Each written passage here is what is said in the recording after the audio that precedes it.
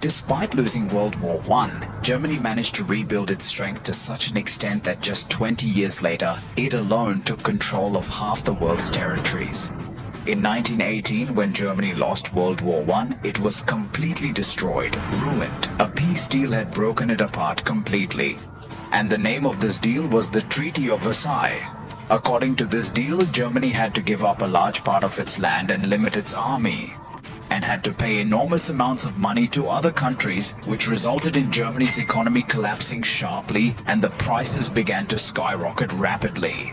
People were no longer able to afford to buy food and other necessities. Conditions had deteriorated so much that burning banknotes was cheaper than purchasing firewood. Music. Everyone thought that Germany was now completely finished, but then something very strange and utterly unexpected happened after World War I ended in 1919. A new government came, known as the Weimar Republic.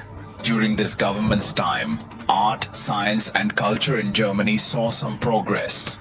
But there was something else in the desires. According to the Treaty of Versailles, Germany was not allowed to build an army. Yet, German leaders secretly began training soldiers. They began secretly sending them to the Soviet Union for training their soldiers. During this time, German factories also quietly started producing weapons and war materials.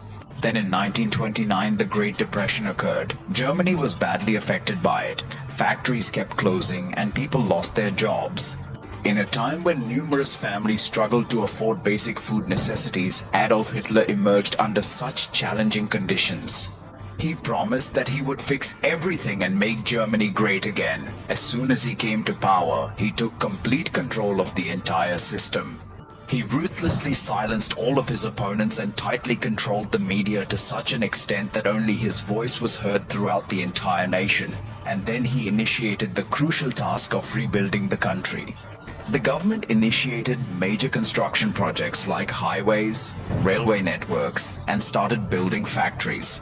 These projects provided employment to millions of people, and it began to seem as if the economy was starting to recover.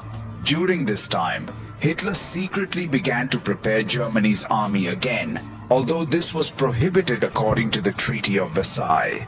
The factories that used to produce ordinary goods now began manufacturing tanks, aircraft, and weapons.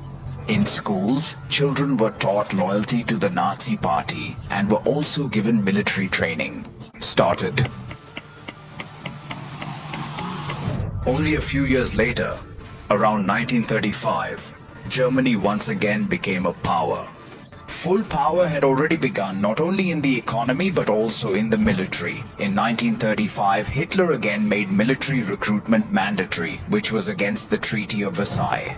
Then in 1936, Germany boldly occupied the Rhineland, a very audacious move that no other nation or power dared to challenge or stop Germany at that time.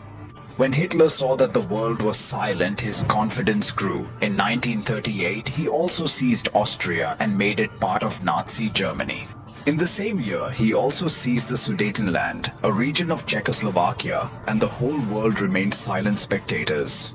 Because they wanted to avoid war, they agreed to all of Hitler's demands. Seeing this, Hitler became enraged, and in 1949, he also attacked Poland. But this time, the entire world did not remain silent, and it was precisely at this moment that the most dangerous war in the world officially began to unfold, marking a critical turning point.